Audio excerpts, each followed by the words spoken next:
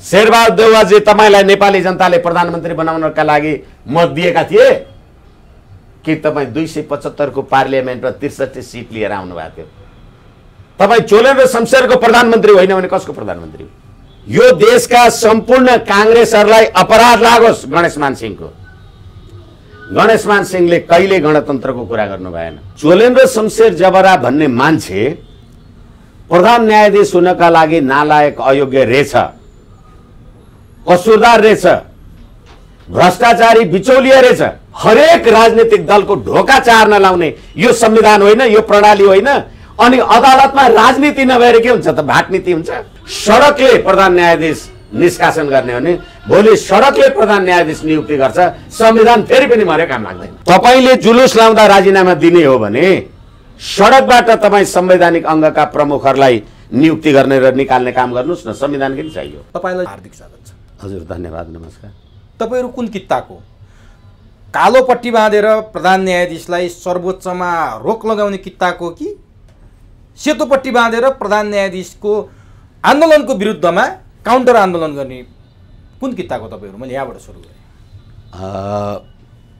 दुईटै कित्ताको होइन। त्यस्तो पनि छ?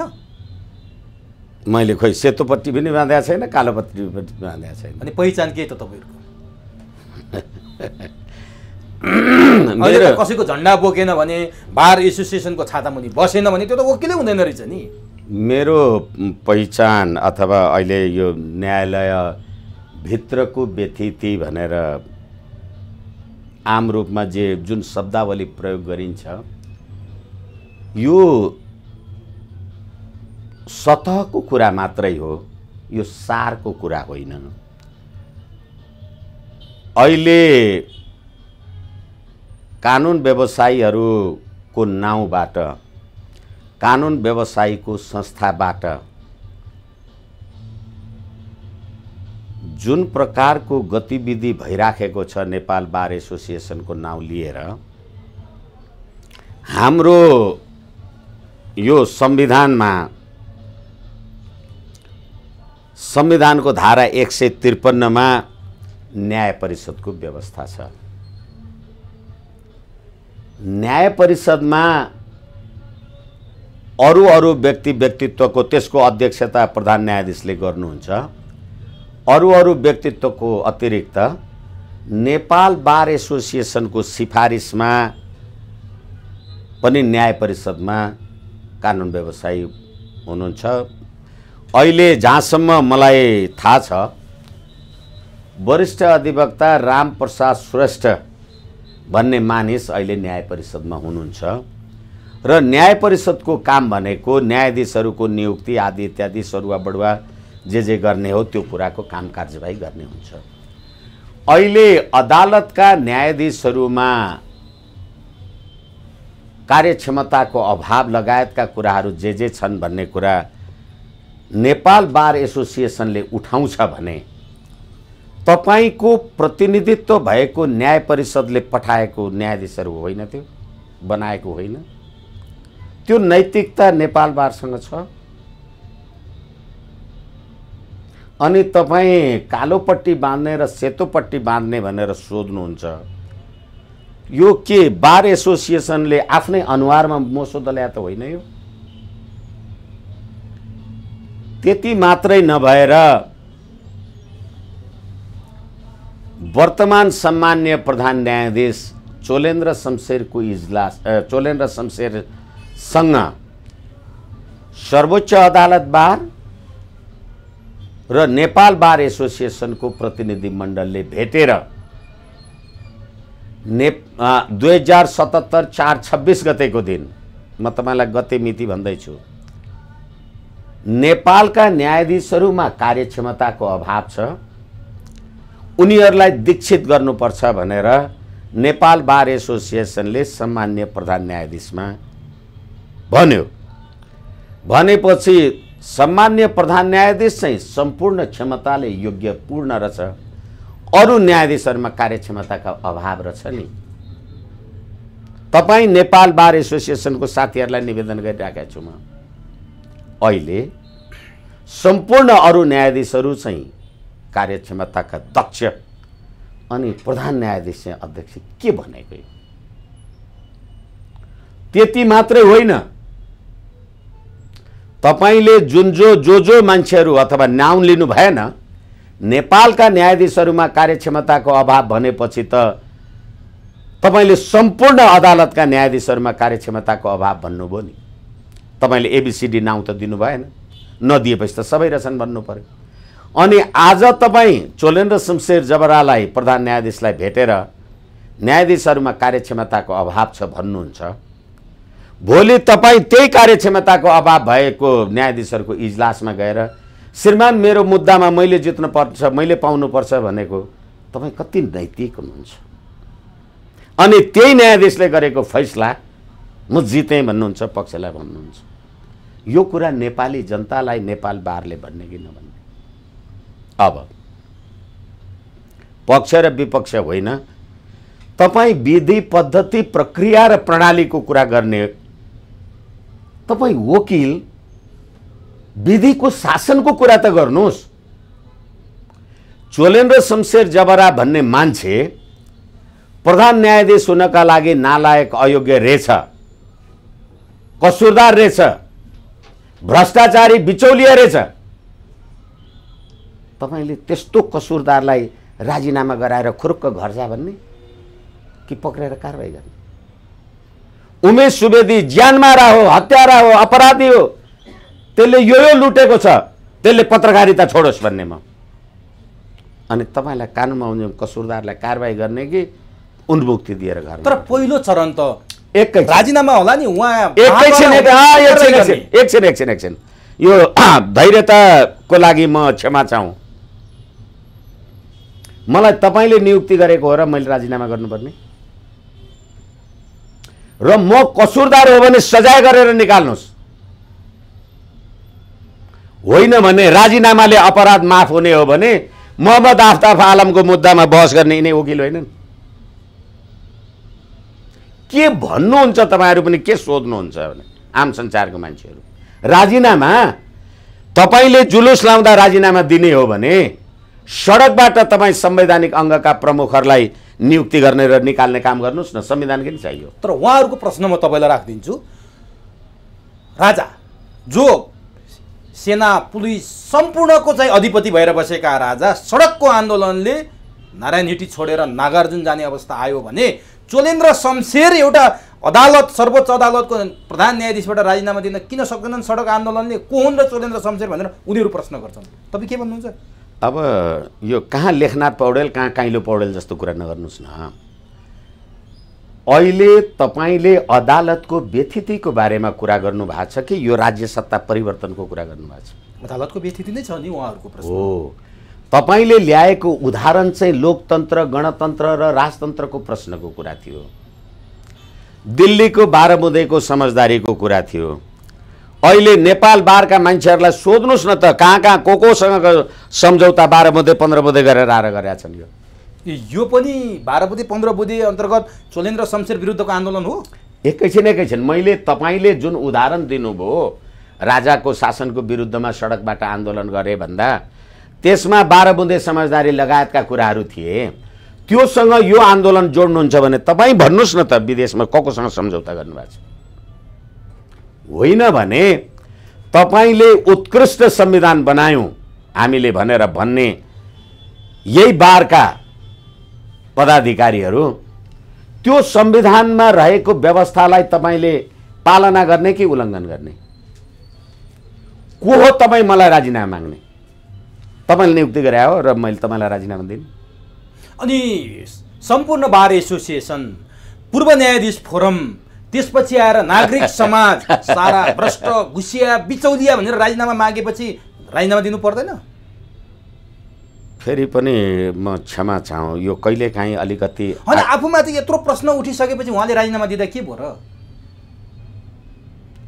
कसैले तपाईलाई मान्छे होइन त भैँसी जस्तो हो भनेर भन्यो भने हुने?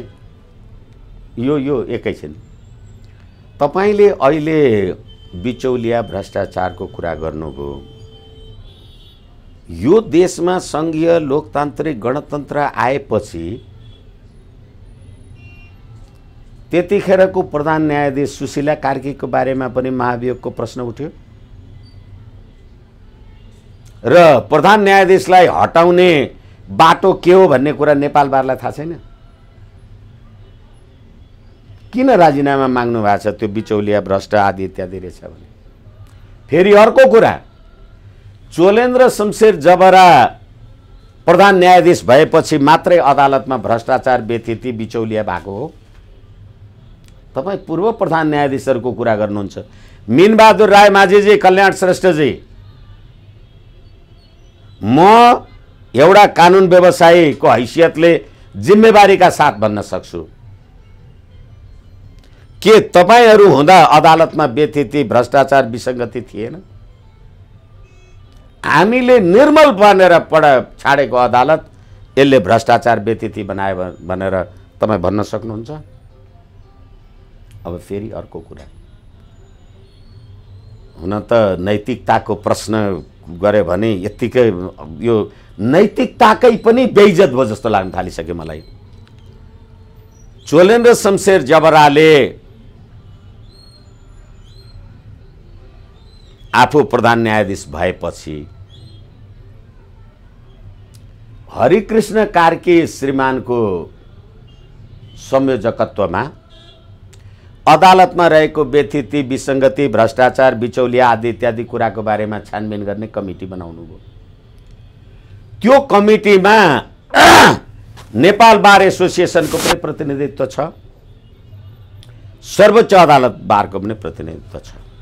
भनेपछि भ्रष्टाचार बिचौलिया र छानबिन कमिटी तपाईले बनाएपछि अदालतमा भ्रष्टाचार छ भन्ने कुरा प्रमाणित भयो कि भएन? नभए के छानबिन गर्नुहुन्थ्यो? छ र नै छानबिनको कमिटी बनाउनु भयो हो, रहेछ है। अनि न्यायाधीश चाहिँ भ्रष्ट नहुने, अदालतमा चाहिँ बिचौलिया हुने, त्यो जुन छानबिन कमिटीमा बसेको न्यायाधीशहरू अहिले चोलेन्द्र शमशेरको विरुद्धमै भन्नुस्, विपक्षमा बेन्च बहिष्कार गरे भन्ने न्यायाधीशहरू, अनि उहाँहरू बिचौलिया विसङ्गति छ भनेर रिपोर्ट त दिनुभयो त हरिकृष्ण कार्कीजीले। म भ्रष्ट हुँ भनेर तपाईँले प्रमाणित गरे हो कि होइन? तर जिम्मेवार चोलेन्द्र शमशेर भन्नुहुन्छ उहाँहरू, एकैछिन, मुख्य मान्छे भएको हुनाले। एकैछिन, अनि परमादेशको सरकार बनाउँदा कसले बनायो परमादेशको सरकार? त्यसमा चोलेन्द्र शमशेरको रुचि थिएन वा अल्पमतमा परेपछि बाध्य भएर लत्रिनु भयो भने? एकछिन, अब यो कुरा पनि म भन्न चाहन्न, म कानुनी र संवैधानिक कुरा मात्रै तपाईँलाई निवेदन गर्छु। त्यो फैसलामा, हरेक फैसलामा फैसला गर्ने न्यायाधीशहरूले यो इन्साफमा मेरो सहमति छ, यो फैसलामा मेरो मन्जुरी छ भनेर सही गर्नुपर्छ। भने परमादेशको फैसला लेख्ने ईश्वर प्रसाद खतिवडा, त्यसमा सहमति छ भन्ने 4 जना, अरू बाँकी 4 जना। अहिले कार्यकारीमा भागभण्डा खोज्यो भनेर चोलेन्द्र शमशेर खराब, बाँकी 4 जना चाहिँ ठिक। फैसला लेख्ने चाहिँ तपाईँ नि, भाग खोज्ने चाहिँ म। सुन्नुहोस् चुरो कुरो, म प्रधानमन्त्री बनाउन सक्छु, मैले 2 जना मन्त्री बनाउन सक्दिनँ। मैले बनाएको प्रधानमन्त्री होइन तपाईँ। शेरबहादुर देउवाजी, तपाईँलाई नेपाली जनताले प्रधानमन्त्री बनाउनका लागि मत दिएका थिए कि तपाईँ 275 को पार्लियामेन्टमा 63 सिट लिएर आउनु भएको थियो? तपाईँ चोलेन्द्र शमशेरको प्रधानमन्त्री होइन भने कसको प्रधानमन्त्री हो? अदालत। फेरि कुरा गर्ने प्रचण्डजी, माधव नेपालजी, बम कुमार श्रेष्ठ र कुमार रेग्मीको इजलासले 77 फागुन 23 गते तपाईँ प्रचण्ड, माधव कुमार नेपाल र केपी ओलीको पार्टीलाई निर्वाचन आयोगको अधिकार प्रयोग गरेर त एमाले हुनुपर्छ, त माओवादी हुनुपर्छ, अरू हुन पाउँदैनस् भने होइन? अनि त्यतिखेर अदालतको कार्यक्षमता कहाँ थियो? बार कहाँ थियो भनेको? त्यति मात्रै होइन, संविधानको धारा 76, उहाँहरूको संविधान, जहिले भन्छु म, राष्ट्रपतिले प्रधानमन्त्रीमा नियुक्ति गर्छ।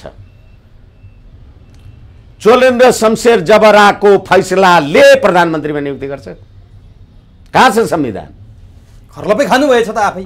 निरङ्कुशता। एकछिन मैले अदालतलाई भनिरहेको छैन, म बारलाई र यो राजनीतिक प्रणालीलाई भनिरहेको छु। 28 गतेको फैसलाले यो देशको कार्यकारी, विधायिकी र न्यायपालिकी अधिकार एकै ठाउँमा राखेर निरङ्कुशता प्रमाणित गर्यो।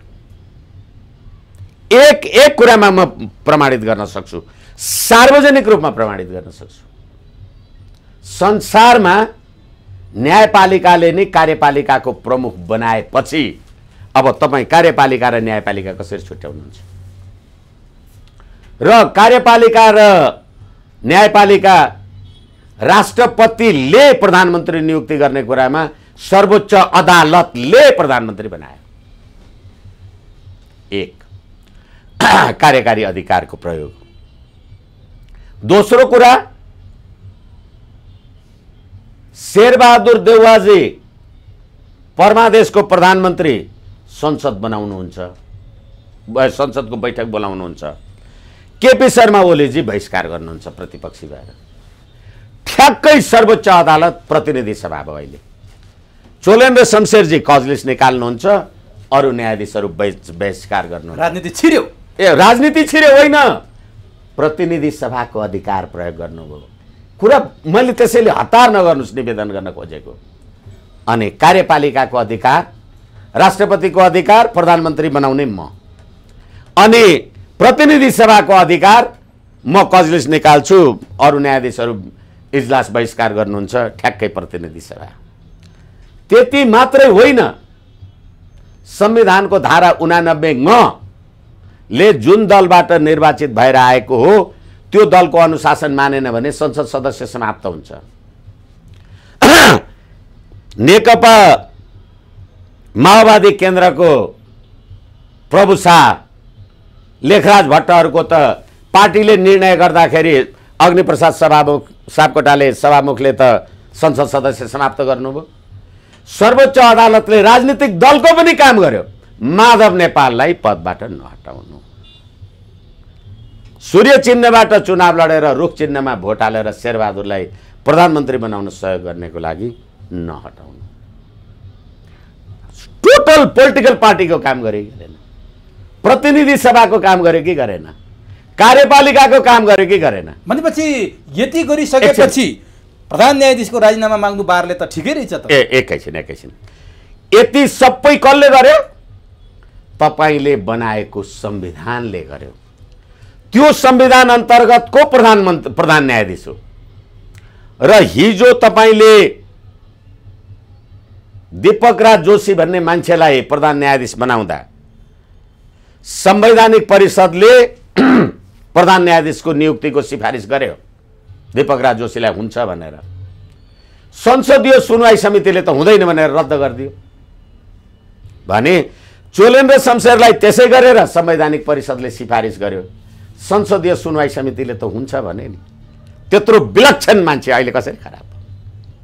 त्यति मात्रै होइन, फेरि म प्रधानमन्त्री, तपाईँ प्रमुख प्रतिपक्षी दलको नेता, तपाईँ सभामुख, तपाईँ उपसभामुख, तपाईँ राष्ट्रिय सभाको सदस्य, हामी सबै भएर प्रधान न्यायाधीशको लागि सिफारिस गर्दा मेरै पार्टीको संसदीय दलका व्यक्तित्वहरू संसदीय सुनवाई समितिमा छन्।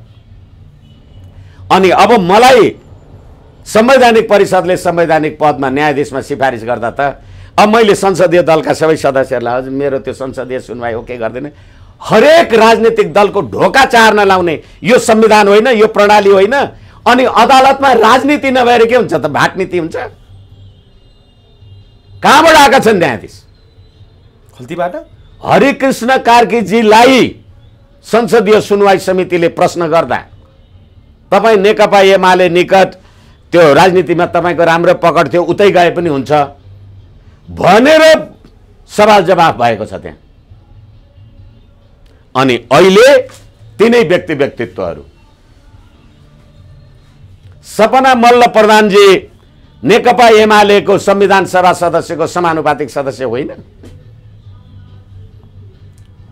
संवैधानिक परिषदको संवैधानिक इजलासको मुद्दालाई तैँले तलमाथि नगर्नु भनेर आदेश लेख्ने हरिफ फयाल होइन। मैले उत्कृष्ट फैसला लेखेँ, परमादेशको ठुलो काम गरेँ भनेर गर्व गर्ने ईश्वर प्रसाद खतिवडा होइन। अनि उहाँहरू सबै ठिक। त्यति मात्रै होइन, तपाईँ अदालत जानुहुन्छ, जनताले तिरेको करको गाडी चढ्नुहुन्छ, सलाम खानुहुन्छ, भित्र पस्नुहुन्छ, हाजिर गर्नुहुन्छ, कजलिस निकाल्नुहुन्छ, अनि इजलासमा बस्नुहुन्न। प्रधान न्यायाधीशसँग तपाईँको झगडा होला, तर जनताले न्याय नपाउने अपराध के गरे? तपाईँ कति नैतिक है? किन तलब खानुभयो त्यो नेपाली जनताको? मैले न्याय नपाउने कसुर के छ मेरो? प्रधान न्यायाधीशसँग तपाईँ झगडा गर्नुहोस् न, मेरो के गल्ती छ? अनि जनताको राजकीय सत्ता र सम्प्रभु सत्ता, यो भन्दै गर्दा त यति पीडा हुन्छ। नौटङ्की हामी सुन्छौँ। बन्दी प्रत्यक्षीकरणको मुद्दा बाहेक अर्को मुद्दा नहेर्ने। बन्दी प्रत्यक्षीकरणको मुद्दाको कजलिस कसले तोक्छ? प्रधान न्यायाधीशले तोक्छ। बन्दी प्रत्यक्षीकरणको कजलिस निकाल्दा चाहिँ म महान प्रधान न्यायाधीश, विष्णु भट्टराईको जग्गा कि जोला मुद्दा हेरेर चोर हो त्यो चोलेर भ्रष्टाचारी इजलासमा नबस्ने कस्ता न्यायाधीश? यो राज्य प्रणाली हो। अब नि तपाईले त्यहाँ एकछिन, अनि यो सबै कुराको समर्थन गर्ने नेपाल बार होइन यो को। यसैले गर्दा नीति, नैतिकता, पात्र, पद्धति, प्रणाली के बनाउनु भएछ? हिजो त्यही चोलेन र शमशेरको इजलासमा परमादेशको मुद्दा चल्दाखेरि फल्ना न्यायाधीश नराख्नु र फल्ना न्यायाधीश राख्नु भन्ने यिनै वकिल होइन। अनि अहिले फैसला आएपछि परमादेशको सरकारभन्दा महान कुरा गर्ने हामी त जित्यौँ भन्ने यिनै मान्छे होइनन्, यिनै वकिल होइनन्। शेरबहादुर देउवाको विपक्षी बनाएर सभामुखको विरुद्धमा रिट हाल्ने, अनि सभामुखकै कार्यालयमा गएर यो भन्नुपर्छ त्यो भन्नुपर्छ, होइन भने केपी ओली त जित्दैन भनेर भन्ने हामी नै वकिल होइन। अनि नैतिकता, न्याय, पद्धति। यसै कारण मैले सुरुमा भने तपाईँले जसरी राज संस्था र गणतन्त्रको बारेमा अघि कम्पेरेटिभली कुरा गर्नुभयो, कस्तो गणतन्त्र ल्याउनु भएछ? यो संविधान बनाउने यिनै राजनीतिक दल होइनन्, संविधान सभाले बनाएको भने होइन। के बनाउनु भएको रहेछ तपाईँले? आज देखियो। अब एकैछिन फेरि हामीले संवैधानिक परिषदको कुरा गर्यौं। 285 संविधानको धारा। संवैधानिक परिषदमा तपाईँ प्रधान न्यायाधीश। संवैधानिक परिषदको काम के? संवैधानिक पदमा नियुक्तिको लागि सिफारिस गर्ने। म सभामुख, उहाँ उपसभामुख, उप प्रधानमन्त्री, उप प्रमुख प्रतिपक्षी दलको नेता। मैले दुईजना मान्छेको नाउँ भने, उहाँले केही भन्नुभयो होला, अर्कोले केही भने। तपाईँ प्रधान न्यायाधीश त्यहाँ सदस्य भएर तपाईँले के गर्नु पर्थ्यो? तपाईँले दुईजना मान्छेको नाउँ भन्नुभयो रे, कर्तव्यको पालना गर्नुभयो कि तपाईँले राजनीति गर्नुभयो? मैले चाहिँ सभामुख भएर त्यही कुरा गरेँ, कर्तव्यको पालन भयो, त्यही सदस्य भएर। तपाईँ त्यही संवैधानिक परिषदको सदस्य भएर एबीको नाउँ भन्नुभयो, तपाईँले चाहिँ राजनीति गर्नुभयो। संविधानको त्रुटिका कारण यो भइरहेको छ। एकैछिन। यसै कारण म के निवेदन गरिराखेको छु भने, त्यसैले यो अलिकति लामो कन्टेन्ट हुन्छ भने, अनि तपाईँ प्रधान न्यायाधीश भएर विष्णु भट्टराई अख्तियारको प्रमुख हुन्छ भनेर निर्णय भयो। तपाईँले होइन, सभामुखले भनेको नाउँ रहेछ भनेपछि अर्को कृष्ण प्रसाद भट्टराई भन्ने मान्छे आयो। त्यो विष्णु भट्टराई भन्दा त म ठुलो हुँ भनेर उसले चाहिँ सर्वोच्च अदालतमा संवैधानिक र कानुनी त्रुटि भयो, मलाई पो प्रमुख बनाउनु पर्छ, विष्णुलाई बनाएको भएन भनेपछि अब संवैधानिक इजलासमा तपाईँ प्रधान न्यायाधीश 137 ले तपाईँ नै बेन्चमा बस्नुपर्छ। अब त्यो मुद्दा तपाईँ हेर्ने कि नहेर्ने? के बनाउनु भएको छ प्रणाली? यसकारणले हिजोको राज संस्थासँग यो गणतन्त्र गणना गर्न मिल्दैन। ल ठिक छ। अब तपाईँले त्यहाँभित्रको सबै विकृति विसङ्गतिको डङ्गुर नै सार्वजनिक गरिसकेपछि अब भनिदिनुहोस्, देशभरका 20,000 भन्दा बढी कालाकोटधारी वकिलहरूको, कानुन व्यवसायीहरूको छाता सङ्गठन नेपाल बार एसोसिएसनले किन यी एजेन्डा लिएर सडकमा रमिता देखाइरहेछ? प्रधान न्यायाधीशलाई सर्वोच्च प्रवेशमा रोक लगाइरहेछ? किन चाहिँ त्यहाँ कुटाकुट चलिरहेछ? किन मारामार चलिरहेछ? किन पुलिसले हस्तक्षेप गरिरहनु भएको छ? किन भइरहेछ त यो यता जाउँ।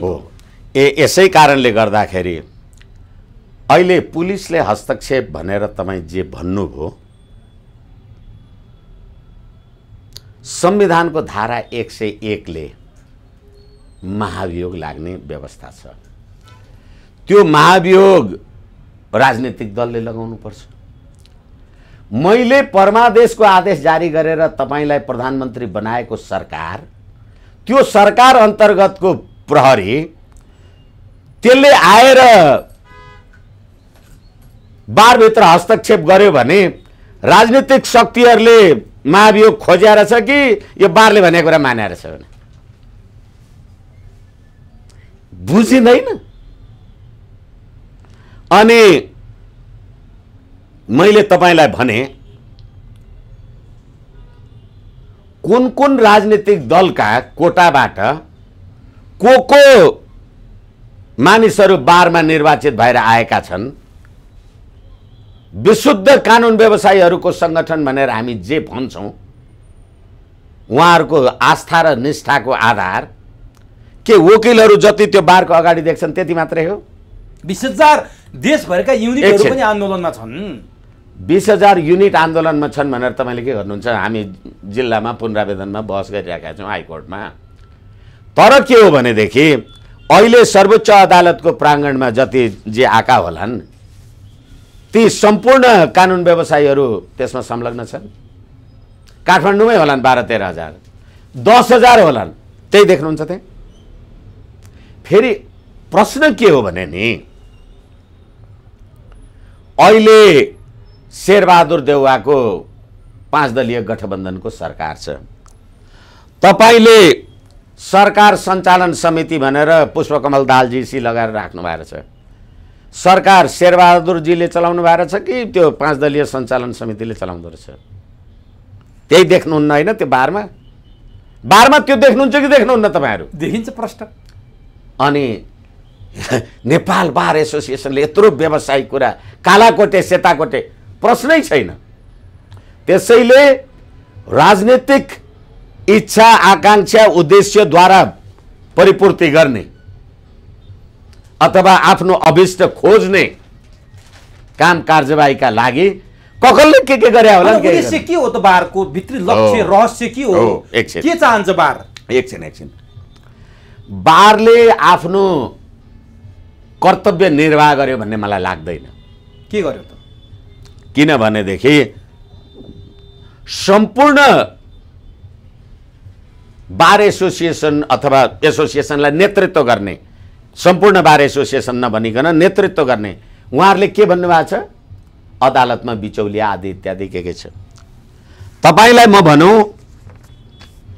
अस्ति यो आन्दोलन सुरु भएपछि कार्तिक 10 गते एउटा अखबारले लेख्यो, ललिता निवास प्रकरणका प्रतिवादी विजय कुमार गजदार सेटिङ गराएर रु 10 लाख धरौटीमा रिहा भएका हुन्।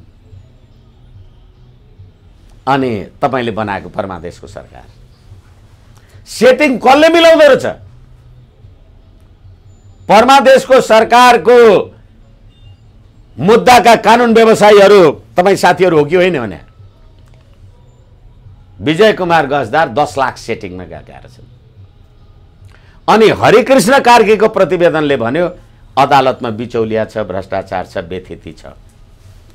अदालतमा भएको बेथिति, भ्रष्टाचार, बिचौलियालाई अख्तियार दुरुपयोग अनुसन्धान आयोगले त समाउन पाउँदैन। अनि संवैधानिक पदमा नियुक्ति भएका मान्छेलाई पनि समाउन पाउँदैन। अदालतमा बेथिति भएको कुरा वकिलहरूलाई थाहा छ भने ABCDEF भन्नु पर्यो नि, किन भन्नुहुन्न? अब पनि सम्झनुहुन्छ? मलाई थाहा छैन।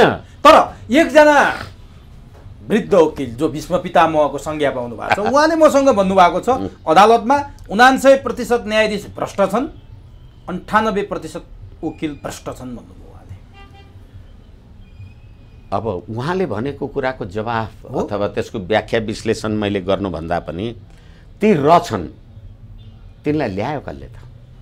यही पद्धतिले होइन, यही प्रणालीले होइन। ती भ्रष्ट छन्, कसुरदार छन्, अपराधी छन् भने तिनीहरूलाई तपाईले कारबाही गर्ने कि तपाईले जिन्दाबाद मुर्दाबाद भनेर छोड्ने? मुहानबाट सफा गर्दैछौ किनकि प्रधान न्यायाधीश नै त्यसमा चुर्लुममा डुबेपछि हामी त्यहाँबाट सुरु गर्दैछौँ। यस्तो विचारा कुरा नगरौँ न। हिजो तपाईँले प्रधान न्यायाधीश, मैले एउटा अखबारमा अस्तिको दिन हेर्दै थिएँ, प्रधान न्यायाधीशको फैसलाका यी विकृतिहरू भनेर उहाँ विशेष अदालतमा हुँदा, हाइकोर्टमा हुँदा कुनै के भने, तपाईँ विशेष अदालतमा हाइकोर्टमा हुँदाखेरि सारा गरेको अपराध रहेछ, त्यो मान्छेलाई तपाईँ संवैधानिक परिषदले त्यो नियुक्ति गर्नुभयो र संसदीय सुनवाई समितिले मान भनेर पटक पटक प्रतिनिधि सभा पुनर्स्थापित गर्दा के भएको छ? गम्भीर प्रश्न। एकछिन हिजो अपराधी रहेछ, अहिले किन नियुक्ति गर्नुभयो? नियुक्ति गरेपछि के अपराध गर्यो? अपराध गर्यो तपाईँको महाभियोग के? नियुक्ति गरेपछि अपराध दुईटा मात्र म भनिदिन्छु। इन्भोइस नम्बरको फैसला गर्नुभयो उहाँले, जो असंवैधानिक छ, प्रष्ट छ। संविधानमा देवनागरी लिपि प्रयोग गर्नु भनेको छ कामकाजमा, उहाँले त्यो फैसला गर्नुभयो। रञ्जन कोइरालाको केसमा उहाँको फैसला विवादास्पद छ। यस्ता कयौँ फैसला उहाँले गर्नुभएको छ। अब उहाँले एक्लै गरे त्यो फैसला? नेतृत्व उहाँ हो। एकछिन, नेतृत्व हो, उहाँसँगको सहयोगी न्यायाधीश नि त के हुनुभयो उहाँ? अब फेरि इन्भोइस नम्बरवाला कुरा, तपाईँले यो संविधान अन्तर्गत बनाएको यो न्यायालय त त्यसले गरेको फैसला भएन भने कसले गरे फैसला हुन्छ? एउटा सिद्धान्तमा बस्नुहोस् न। अब लिपुलेक, लिम्पियाधुरा र कालापानीको प्रश्नमा नेपाली काङ्ग्रेसका सुजाता कोइराला, सरिता गिरी लगायतका हामीले जे काम कारबाही गऱ्यौँ, त्यसमा यो सरकार, यो संविधान, यो पार्लियामेन्टले के कारबाही गर्यो? बालकृष्ण ढुङ्गेल कर्तव्य ज्ञान मुद्दाको यो अदालतले गरेको अपराधी यो राज्य व्यवस्थाले उन्मुक्ति दियो कि के गर्यो? तपाईँ मलाई अदालत प्रधान न्यायाधीश भन्ने अनि मैले गरेको संविधानको व्याख्या र विश्लेषण भएन भने कसले गर्ने? त्यसैले सधैँ मैले भनेको छु, यो पात्र, प्रणाली, पद्धति यो नै विकार हो र यो संविधान निर्माणमा अहिले तपाईले इन्भोइस नम्बरको कुरा गर्नुभयो, त्यहाँ नेपाली भाषा, नेपालको सरकारको काम कार्यवाही देवनागरी लिपिमा नेपाली भाषामा हुनेछ। त्यो इन्भोइस नम्बरमा नेपाली भाषा छैन भन्ने कुरा यो भनिरहनु पर्छ। प्रधान न्यायाधीशलाई थाहा थिएन हो, यसै कारण कस्तो बनाउनु भएछ त? हिजो त महान भन्नुभयो, त्यसो त अस्ति भर्खर दशैं मनाउनु भयो तपाईले।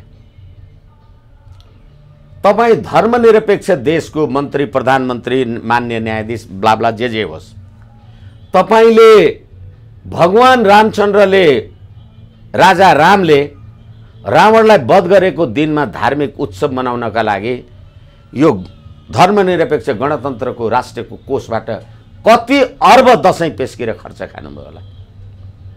अपराधीहरूको सीमा छ। अनि टीका लाउनुभयो, आयु द्रोण सुते श्रेयम दशरथे शत्रुक्षयम राघवे भनेर ऐश्वर्यम नहुसे भन्नुभयो। द्रोणका छोरा अश्वत्थामाको जस्तो आयु होस्, श्रेयम दशरथे राजा दशरथको जस्तो श्रेय होस्, शत्रुक्षयम राघवे राजा रामचन्द्रको जस्तो शत्रु नाश गर्ने आशीर्वादको टीका लगाउनुभयो। अनि गणतन्त्र, संघीयता, धर्मनिरपेक्ष भनेर राष्ट्रकोषबाट ढुकुटी खानुहुन्छ। ती जनताको कर दशैं पेस्किएर खर्च खानुहुन्छ, जनता सडकमा के पाउँछ? यो राज्य व्यवस्था। अनि चोलेन्द्रले यो फैसला गर्यो, वीरेन्द्रले यो फैसला, प्रश्नै छैन। ल ठीक छ। अब यसै कारणले गर्दा मैले अघि पछि पनि भन्ने गरेको छु, तपाई कहिलेकाहीँ कुकुर तिहारमा कुकुरलाई माला लगाउँछन् नि, मैले कहिलेकाहीँ मान्छेलाई भन्ने गरेको छु, यो यति यो देशका भ्रष्ट नेताहरूलाई लाउने माला जस्तो त्यो कुकुरलाई लगाएर कुकुरको बेइज्जत किन गरे होला भन्ने लाग्छ। जसलाई कुकुरको अधिकार थाहा छ, अहिले पनि तपाईँ हेर्नुहोस् चुरोकुरो, नेपालको न्याय प्रणालीमा यहाँ व्यथित भयो भनेर एक थरी मान्छेहरू अन्तर्राष्ट्रिय निकायमा उजुर गर्न पुगे होइन। अनि राजा राम शाहको देश न्याय नपाए गोर्खा, न्याय नपाए गोर्खा जान। न्याय पाउन कहाँ जाँदै हुनुहुन्छ? चोलेन्द्रलाई निकाल्ने भन्नुहोस् कि चोलेन्द्रलाई राख्ने भन्नुहोस्, कहाँ जानुभयो?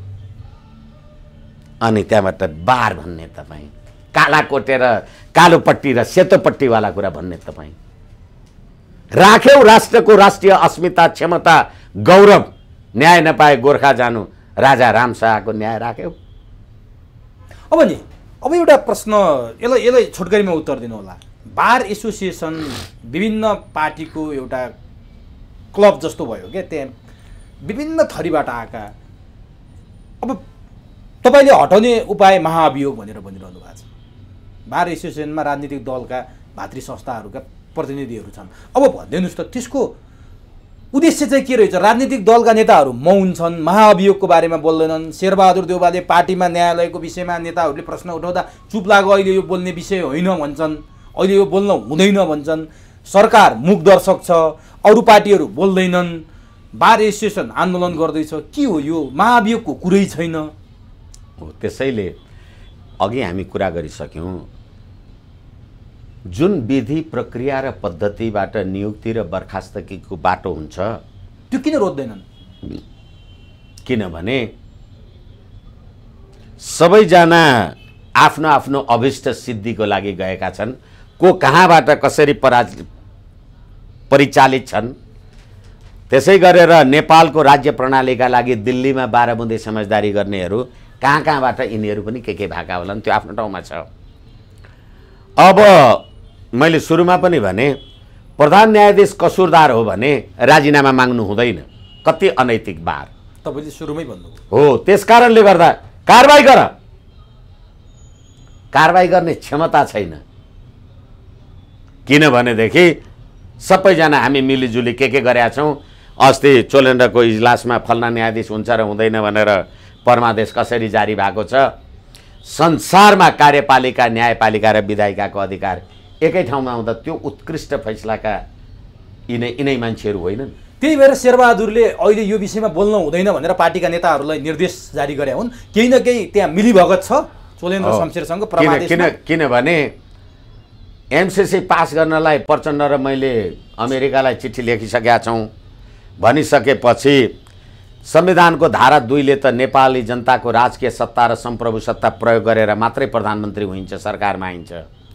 अनि त्यो एमसीसी पास गर्नुपर्ने मालिकहरूसँगको जे ताबेदारी गर्नु थियो नि, त्यो खातिरदारीको लागि परमादेशको आदेश गर्ने मान्छेहरूलाई तपाईँ कसरी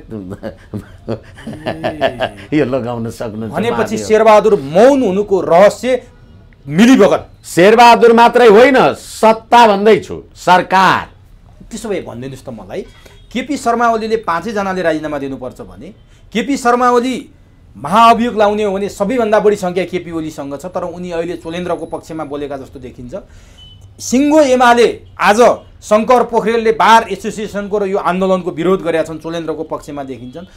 केपी शर्मा ओलीको बोली, एमालेको बोली र राजा चाहिन्छ भन्नेहरूको बोलीमा लोली किन मिल्दैछ? एउटै बोली, चाहे हिजो संसद विघटन हुँदा तपाईँहरूले मुद्दा लडेका विषय हुन्, चाहे अहिले आएर तपाईँहरूको बोलीमा लोली किन मिल्दैछ? एउटा कुरा के भने, यो तपाईँहरू लोली बोली के भन्नुहुन्छ, एउटा समयको लागि क्षमा चाहौँ। 2 जना अङ्ग्रेजहरू भन्नुहोस्, यसो ट्रेकिङमा गएको खाना खान बसिएर छन्, अनि त्यो खाना दिने होमस्टेको मान्छेले हामीले जस्तो भातसात पर्सिदिएपछि खोर्सानी पनि माथि राख्दै रहेछ, हरियो खोर्सानी पनि। अनि भातसात खाँदै गर्दा एउटा फ्रुट्स होला भनेर एउटाले खायो। उनीहरू त पिरो खाँदैनन्, एकदम रातो पिरो, तरतरी आँखाबाट आँसु आयो। अनि त्यो देखेर ए यार तँ किन रोए जस्तो भइस् भनेछ। अनि त्यहाँबाट उसले भनेछ यार मलाई मेरो बुवाको परलोक भएको याद आयो भनेछ। त्यो खोर्सानी टोकेर पिरो भाइ भनेन रहेछ। अनि त्यहाँबाट खाना खाँदै गर्दा उसको पनि पाली आयो, उसले पनि त्यो कराक्क खायो, ऊ पनि रुन थाल्यो। त्यस्तै आयो, यार म त अघि मेरो बुवाको परलोक भयो भनेर रुन्थेँ, तँ अहिले किन रोक्यो भने, होइन त्यो तेरो बुवा मरेको बेलामा तँ पनि मरेको भए हुन्थ्यो नि यार, आज पो रुनु पर्थेन। त्यसैले अहिले ठ्याक्क शेरबहादुर र केपी ओली प्रचण्डलाई अहिले खोर्सानी टोक्दै योभन्दा बढी जानु परेन अब यो विषयमा। अनि अब राज संस्थाको कुरा जहाँसम्म छ, राजालाई निर्वाचन लड्न आऊ भनेर जुन शेरबहादुरले भने, शेरबहादुर आफू 63 भोट ल्याएर परमादेशले यो भएको कुरा बिर्सियो होला। मैले राजालाई प्रजातन्त्रभन्दा बाहेक सबै बुझाएको थिएँ भने, पटक पटक चुनाव गर्न सक्दिनँ सरकार भनेर ख्वामित भनेर किस्तीमा चुनाव गर्न नसक्ने मान्छेले प्रजातन्त्र बुझाएको थियो कि थिएन? एउटा कुरा कहिले भन्नुभयो? गणेशमान सिंहको 107औं जन्म शताब्दीको अवसरमा यो देशका सम्पूर्ण काङ्ग्रेसहरूलाई अपराध लागोस् गणेशमान सिंहको। गणेशमान सिंहले कहिले गणतन्त्रको कुरा गर्नु भएन। त्यही गणेशमान सिंहको जन्म शताब्दीमा गएर गणतन्त्रका प्रधानमन्त्रीले गणतन्त्र राजाले ल्याइदिएको भन्दा गणेशमान स्वर्गमा गयो होला कि नर्कमा गयो होला? यसकारणले कहाँ गएर के बोल्दै हुनुहुन्छ? किनभने तपाईँ त परमादेश हो, तपाईँलाई थाहा छैन। तर परमादेश, तपाईँले भनेका परमादेशका प्रधानमन्त्री किन यस्तो बोल्दैछन् कि एकैछिन राजा ज्ञानेन्द्रलाई चुनाव लड भनेर च्यालेन्ज किन गर्दै? हो, त्यसैले मैले भन्दैछु राजा ज्ञानेन्द्रलाई चुनाव लड भनेर उनले किन भने गणतन्त्र मैले ल्याएको होइन ज्ञानेन्द्रले ल्याएको भनेपछि। तर त्यहाँ त सत्यता छ नि, ज्ञानेन्द्रले असोज 18 को त्यति बेलाको कदम र माघ 19 को कदम नचालेको भए देशमा गणतन्त्र आउने थिएन। शेरबहादुरलाई असक्षम भनेर नफालेको भए देशमा गणतन्त्र आउने थिएन भन्नेहरू एक थरी विद्वान त छन् नि। फेरि होइन, यस्तो कुरा नगर्नुहोस् न। मेरो यो मुखभित्र दाँत र जिब्रो दुइटै नभएको भए एकले अर्कालाई टोक्दैन थियो भन्ने खास त यस्तो कुरा नगर्नुहोस् न। राजा ज्ञानेन्द्रले गणतन्त्र ल्याएको हो भनेपछि गणतन्त्र त तपाईँले ज्ञानेन्द्रलाई बुझाउनु भएछ नि। हो, अब त्यहाँबाट राजाले गणतन्त्र ल्याएको थियो भने राजालाई बुझायो। अब संवैधानिक राज संस्था हुन्छ, चुनाव लड्छ लड्दैन पछिको कुरा भने। गणतन्त्र किनभने हिजो पनि मैले बुझाएको हुँ, आज पनि गणतन्त्र ज्ञानेन्द्रले ल्याएको गणतन्त्र छ भने अब ज्ञानेन्द्रले भनेको कुरा पत्यार गरेर मान जित्यो भनेपछि शेरबहादुर देउवाले ज्ञानेन्द्रले गणतन्त्र ल्याए भन्नुको मतलब कुनै न कुनै अर्थ छ त्यहाँ निश्चित रूपमा। कि डराएर भने कि साँच्चीकै राजा आउँदैछन् र भने कि के राजा आउँदै हो? अब तपाईँहरूलाई थाहा हुन्छ नि यो कुरा? होइन, म त त्यसरी थाहा हुने यो म त्यसरी तपाईँलाई निवेदन गर्न चाहन्न सक्दिनँ। तर के हो भनेदेखि तपाईँले जुन यो अहिले विकृति विसङ्गति अहिले हामीले जति कुरा गऱ्यौँ यो सम्पूर्ण कुरा नेपाली जनताले यो राष्ट्र निर्माण भएदेखि आजसम्म किन भोग्नु परेन? र न्याय नपाए गोर्खा जानु भन्ने देशमा आज न्यायालयमा न्याय पाउनबाट जनता किन वञ्चित छन्? जनताको के कसूर छ? तर फेरि पनि मैले भन्छु, तपाईँलाई भोक लागेको छ भने मैले भात खाएर हुँदैन। ठिक छ, नेपाली जनताले न्याय पाएको छैन भने सर्वोच्च अदालतको व्यथितिले होइन, यो प्रणालीले, सङ्घीय लोकतान्त्रिक गणतन्त्रले। प्रणालीमा तपाईँले प्रश्न बारम्बार उठाउनु भएको छ, अरूहरूले पनि उठाउनुहुन्छ। म अन्तिमतिर छु। अब चोलेन्द्र शमशेरको विरुद्ध चरणबद्ध आन्दोलन भइरहेको छ, तपाईँहरू अदालतमा गएर बहस गर्न सक्नु भएको छैन, इजलास तोकिन्छन्, बहस हुँदैन, न्यायाधीश बिनाका इजलास तोकिरहेछन्। अब प्रधान न्यायाधीशको तर्फबाट पनि काउन्टर जुलुस हुन थाल्यो नि त। तपाईँकै यही अफिसको आसपासमा पैसाको लेनदेन भयो, प्रधान न्यायाधीशले आफ्नो पक्षमा जुलुसमा आउन पैसा बाँडेको कुराहरू गोर्खापत्रका पत्रकारले सार्वजनिक गरिदिइसके। अब के हुन्छ? के प्रधान न्यायाधीश लाग्नु भयो त्यसरी? अब एउटा कुरा के भने, युधिष्ठिरलाई जुवा खेल्नको लागि दुर्योधनले एकदमै ललकार्यो। है, जुवा खेल्न आइजको नि के भन्यो? ठिक छ, जुवा खेल्यो, अब लामो कुरा नगरौँ। जुवा खेल्यो, युधिष्ठिर त हारे, अनि उनी आफू पनि हारे, आफैलाई पनि हारे, पैसाले सम्पत्तिले होइन कि आफैलाई पनि हारे, भाइहरूलाई पनि हारे। भनिसकेपछि जब म युधिष्ठिरसित जुवा खेलेर हारिसकेका थिएँ भने म त दुर्योधनको स्वास्नी त थिइनँ नि, म त पाण्डवको श्रीमती थिएँ द्रौपदी। भने जब तिमीहरू दुर्योधनको नोकर भइसक्यौ जुवा हारेर, तिमीहरूले द्रौपदीलाई जुवामा त राख्न पाउँदैन थियौ नि। तर जसरी तपाईँले द्रौपदीलाई जुवामा राख्नुभयो जहाँ अधिकार थिएन, अनि अहिले यो जुन पात्र पद्धति र प्रणाली जे छ नि, अनि त्यतिखेर दुशासनले जब द्रौपदीलाई नाङ्गी बनाउन लागेको थियो, भगवान श्रीकृष्ण आएर चाहिँ उहाँको लाज ढाक्नुभयो भन्दाखेरि अनि द्रौपदी श्रीकृष्णसँग रिसाइन्। मलाई दुशासनले नाङ्गो बनाइसक्यो, गोकुलवासी श्रीकृष्ण मलाई भेट्न आऊ भनेर पुकारा गरे, प्रभु आउनु भएन, मलाई झन्डै नाङ्गी बनाइसक्यो भन्दाखेरि अनि श्रीकृष्णले भनेछन् द्रौपदी तिमीले मलाई गोकुलवासी श्रीकृष्ण भन्यौ, मेरो हृदयको श्रीकृष्ण भनेको भए म यहीँको यहीँ हुन्थेँ, गोकुलबाट आउँदा टाइम लाग्दैन भने। 15 वर्ष लाग्यो गणतन्त्र बुझाएर त शेरबहादुरले ज्ञानेन्द्रलाई। उसैले भन्यो गणतन्त्र ज्ञानेन्द्रले ल्याइदिएको भनेपछि त ज्ञानेन्द्रको खुसीमा त अब फेरि राजतन्त्र हुने भयो नि त। त्यसरी बुझ्ने हो कि। अब के छ त निकास? यो बार न्यायाधीश फोरम यी सबै पूर्व न्यायाधीश फोरमहरूको यो आन्दोलनको निकास के छ? चोलेन्द्रले यसमा कुनै समस्यै छैन। तपाईँ अहिले जो संस्थाहरूको नाम भन्नुभयो, यो संविधानलाई उत्कृष्ट भन्नेहरूले यो संविधानले अख्तियार गरेको बाटोबाट हिँड्नुहोस्, सबै समाधान। के हो त त्यो? महाभियोगमा जानुहोस्, किन भए अदालत चलाउनुहोस्। त्योभन्दा अर्को उपाय छैन। यो संविधान बमोजिम होइन। सडकबाट तपाईँ संवैधानिक पदमा नियुक्ति र सिफारिस गर्ने कुरा गर्नुहुन्छ। प्रधान न्यायाधीश सडकमा नारा लागेर जाने हो भने भोलि अख्तियारको प्रमुख पनि त्यसरी जाने होला निर्वाचन। त्यसो भएपछि सडकले प्रधान न्यायाधीश निष्कासन गर्ने हो भने भोलि सडकले प्रधान न्यायाधीश नियुक्ति गर्छ, संविधान फेरि पनि मर्यो, काम लाग्दैन। हस्, समय दिनुभयो, अत्यन्त महत्त्वपूर्ण भनाइ राखिदिनु भयो, यसका लागि तपाईँलाई हार्दिक धन्यवाद। हजुर, नमस्ते।